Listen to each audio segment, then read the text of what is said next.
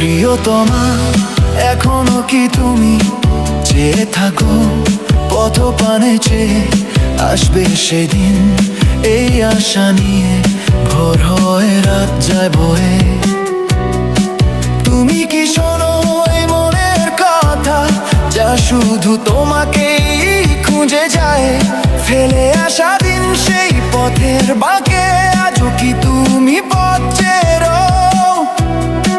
তুমি কি জানো প্রতি সন্ধ্যায় এই পথ ধরে হাঁটি একা, পুরনো স্মৃতিরা ভিড় করে আসে, ভেঙে যায় কত নীরবতা।